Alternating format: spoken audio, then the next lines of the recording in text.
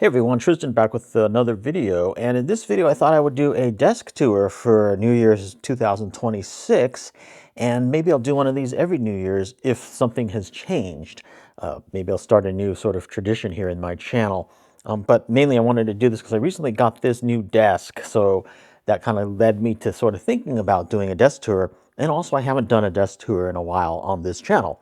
So let's start with the desk. This desk is made by a company called Okamura. It's a Japanese company. It's a sit-stand desk, electronically adjustable. And the only American distributor for Okamura is Room and Board. So I did get it from Room and Board. So the base is kind of made in Japan by Okamura, and Okamura is a great company. They actually, I believe, started making transmissions for Japanese cars. They're like an OEM manufacturer for transmissions, but they also make office furniture and stuff like that as well. Very good engineering, very good specs. One of the things about this desk that I really liked is it has high specs. It actually has a weight capacity of 225 pounds. So Room and Board specifies like 195 pounds, but they also take into consideration the desktop, the solid wood desktop. Now the desk is actually made by a Room and Board manufacturer in the USA. This is solid maple. And I chose the maple in some ways in honor of Steve Jobs and the Apple stores, because as you may or may not know, maple wood is the kind of wood that they use in the Apple stores for all of their tables. The thing about the maple that I really like is it's modern, but at the same time kind of warm. It's very clean and also doesn't show dust very easily. It's also a very sturdy wood in that it won't dent very easily, like if you drop something on it. And that was actually a problem that I had in the past with a solid walnut desktop. I would actually sometimes drop a pen on it, or if I'm eating at my desk, like a fork or a knife would drop on it, it would very easily dent. Whereas the maple wood is a harder wood, and I don't think it will dent as easily. It also looks good with my other walnut furniture. It complements it very well, but at the same time adding a little bit of a nice sort of modern brightness to my desk. So I do like that a lot. No MDF here. This is all solid maple.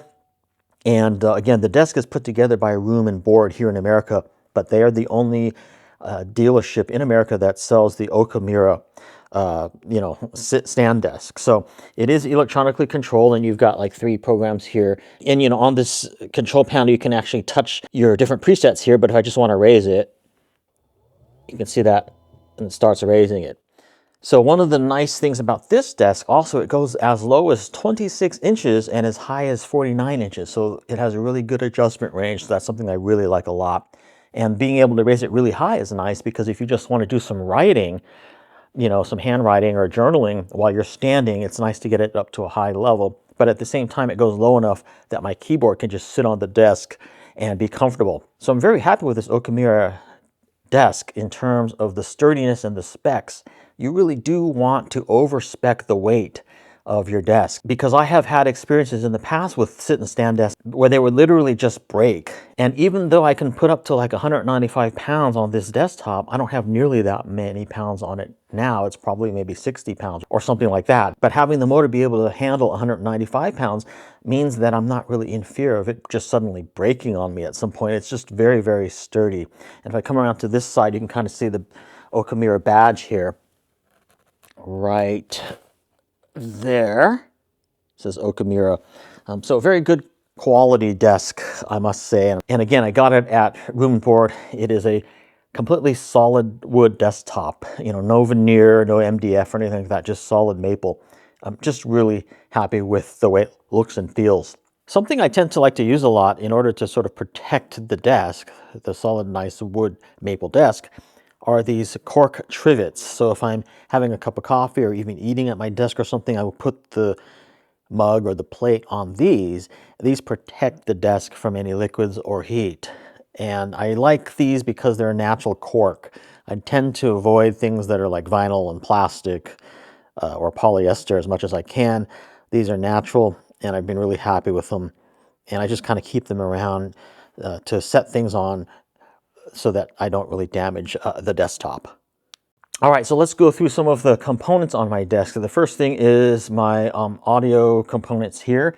You've seen these before. This hasn't changed. This is the Cord Hugo TT2 and M scaler, and I just have it on this wood platform here just to kind of raise it up a little bit off this metal kind of wood filing cabinet.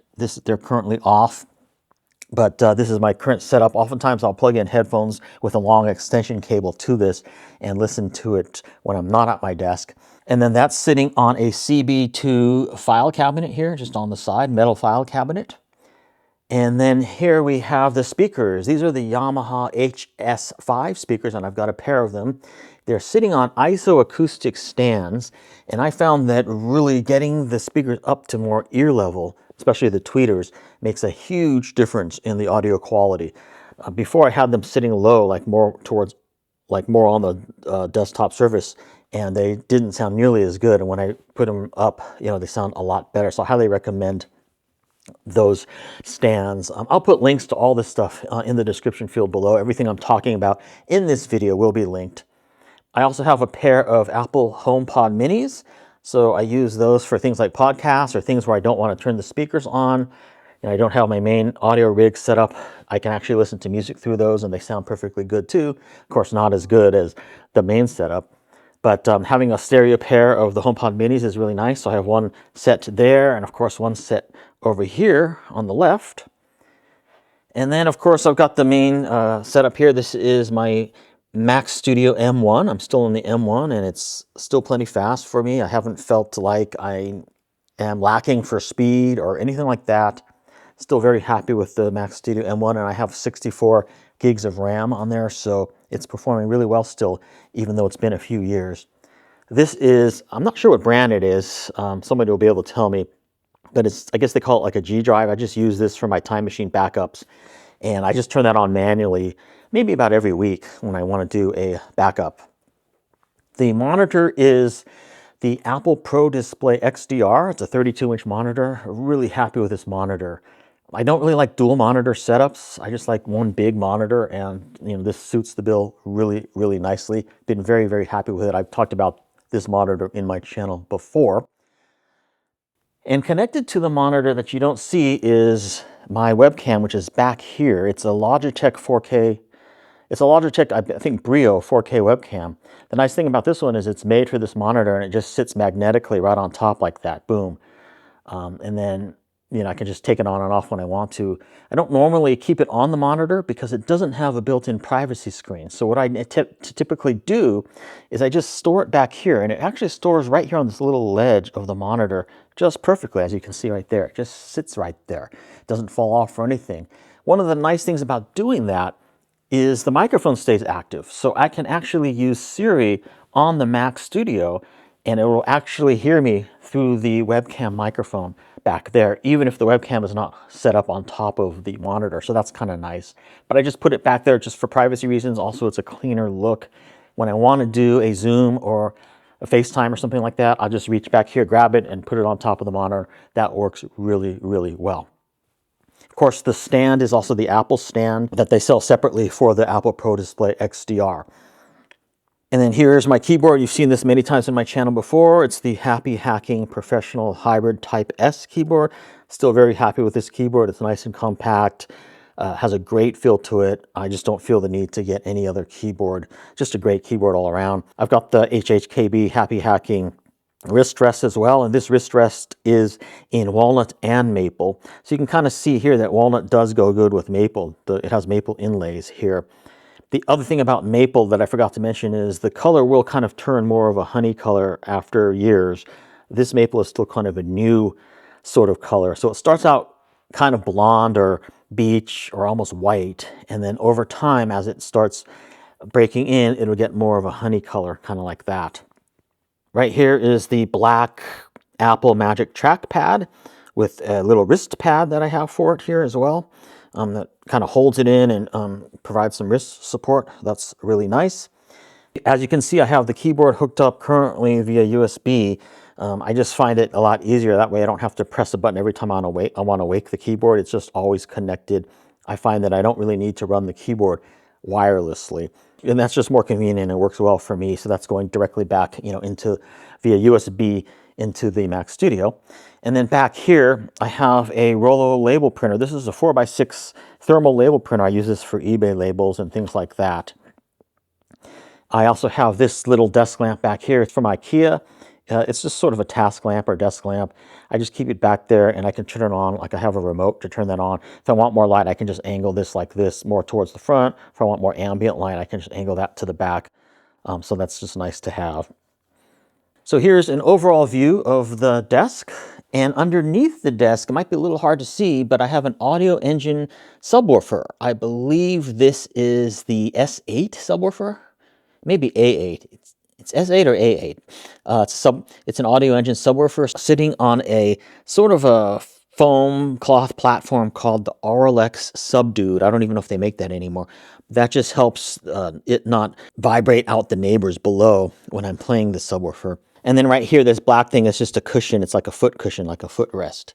My desk chair is the Logitech version of the Herman Miller Embody chair. And then I've also got an aftermarket headrest on it by Atlas Headrests. So it doesn't normally have this headrest, but I have found that the headrest really does make a difference because you kind of lean back in the chair and kind of rest your head and your neck. So very happy with that. But yeah, I've been very happy with the Embody chair. A very expensive chair, but super comfortable once you get it all adjusted. You don't have to actually adjust it any further, you know, to your body, and it just works really well. It's just a very nice chair indeed. Maybe I'll even do a whole separate video on this chair. But the other thing is the Atlas headrest looks like it's even made for the chair. Just looks like it's even made by Herman Miller. Very good build quality to it, and tons of adjustment. But when I'm standing, I just kind of push the chair away from the desk and just, you know, stand at the desk. But then when I want to sit down, you know, it's nice to be able to have a really good office chair to sit in. That's pretty much it for the 2026 version of my desk. By the way, this desk does come in different lengths. This is the 48 by 30 inch size, which is perfect for me. They also make a 60 by 30 inch size. The other thing about the electronics of this desk, and you can probably tell that I did a lot of research, the vampire draw on the electronics of the desk when it's plugged in only takes, I think, 0.1 watt of power, of standby power. So it's not sitting there drawing that much electricity when it's just sitting idle, which is something that was important to me. And again, I would highly recommend, if you're considering an electronic sit and stand desk, pay close attention to the weight specs of it. And you definitely want one that can support a lot more weight than you think. Because that will just make it more sturdy, make it last longer without the mechanism inside breaking. So that's a big plus. The other thing is pay attention to the height specs. You want it to go low enough that it can be comfortable, that you can still sit at your desk and type at a comfortable level here without your arms being bent up. You know, like your arms being too high and not comfortable to type. You want it to be ergonomic. You also want it to go high enough as well. So those are all kind of things to consider. So just real quick, let me go ahead and raise the desk up and I can kind of show you how it you know, raises up here. I've got it preset to the height that I like it. Unfortunately, you do have to kind of hold it. So right here, 39.7 inches is kind of where I like it. So then I can kind of stand and type, you know, and it actually goes up higher though. It goes to like 49 inches. So if I'm sitting and I want to like do some writing in a notebook or something, I can actually raise it up even higher. See, and then it actually goes to 49, but I've got it programmed to 42.4, which is perfect for me. I can put like a notebook or something here, do some writing. It's just a perfect height. And then of course on the low end, it goes all the way down to I think 26 inches, which is really pretty low. The other thing I'll mention about an adjustable sit and stand desk is the wiring. You want to make sure that there's enough space and length in all of your wires, whether they be audio wires, power wires, everything, so that the desk can raise up to the height without, you know, being really tight on the cables. Now it looks kind of messy right now, and I could probably do some better cable management under there, but you don't really see that. You don't really notice it much because it's kind of like against the wall here in my room. But you want to make sure there's enough slack in all your wires so that the desk can actually raise up and down without, you know, you breaking anything or it not having enough slack. So thanks for watching my 2026 desk tour. For any questions or comments, please feel free to leave them and let me know what you think of this setup.